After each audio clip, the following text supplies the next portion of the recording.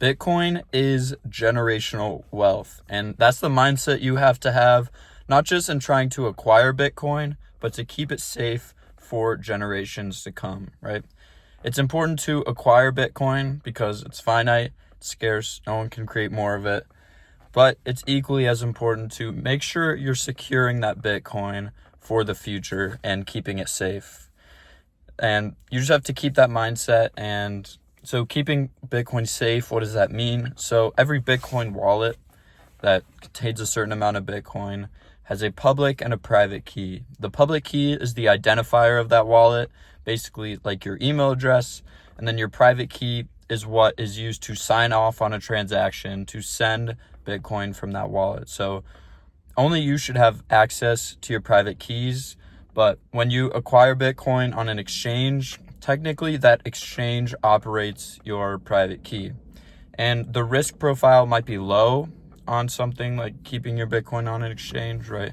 But we've seen historically that this has not ended well for some people. Exchanges have fallen. Some exchanges had reapothecated funds and had paper Bitcoin, meaning they didn't actually have all the Bitcoin that they said they did. So the most important thing you can do is to own your Bitcoin, own your private keys and control them. And that's how you're going to keep it safe, because there's always counterparty risk, right? When you're keeping your Bitcoin on an exchange, they have your private keys. So there's a counterparty risk that exchange could fail. There could be some bad actors and they could mismanage the funds. There's a lot of possibilities.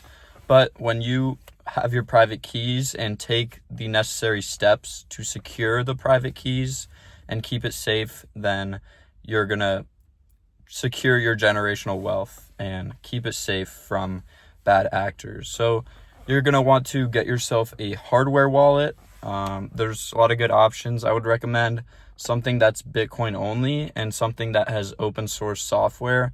The most recommended ones are something like the Blockstream Jade or the Cold Card Q. Those are some good options. But yeah, having a hardware wallet means it's not that wallet contains the Bitcoin literally. It's that with a hardware wallet, your private keys are stored offline within that hardware wallet. So no one can access it but you, because you have the signing device, right?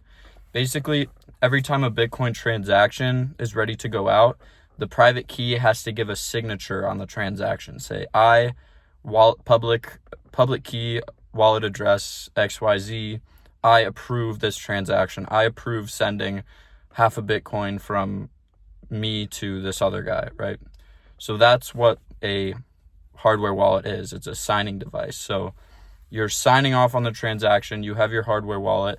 You put in your PIN code, your passphrase, and you're signing off on that transaction. So never store your keys online, like in any kind of note-taking app or like a password manager even, because there's counterparty risk there, right? That couldn't be fully private. So when you get your hardware wallet, you're going to have a 12-word or 24-word seed phrase, and that's like a backup phrase that you can use to restore your wallet from any device, and you're going to set that up. So you're going to want to keep that physically, right? Only in physical space. You don't want that in any digital online thing unless it's encrypted, unless it's fully secured and private.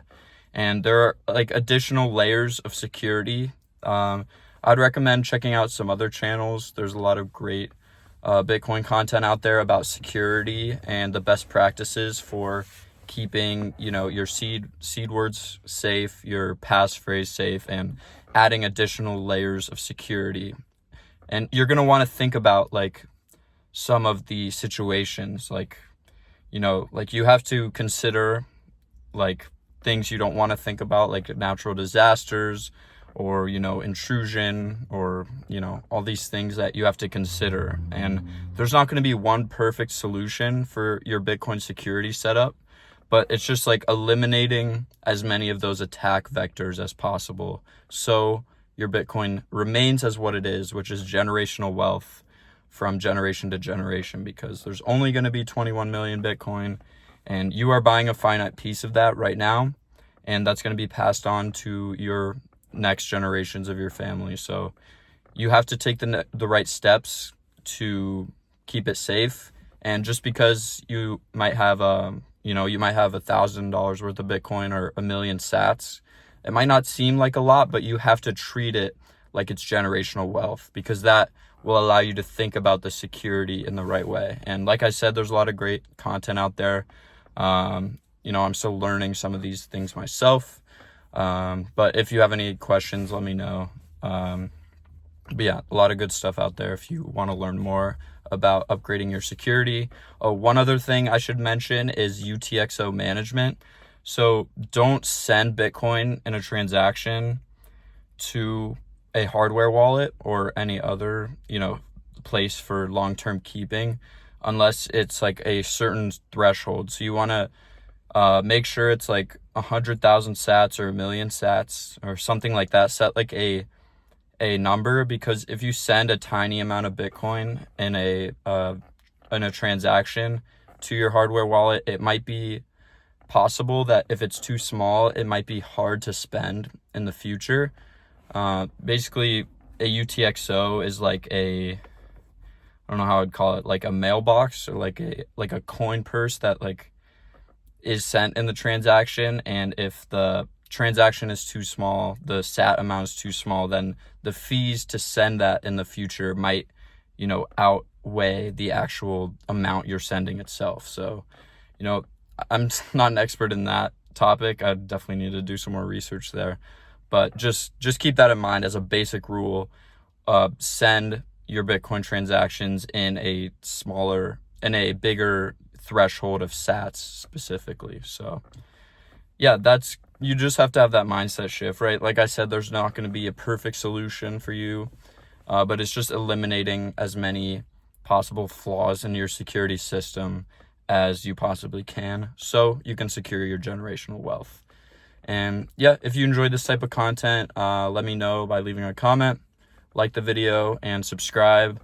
My last video got some great support on there, so I appreciate all of that. And yeah, together, let's work, save, and build a brighter future with Bitcoin. See you in the next video.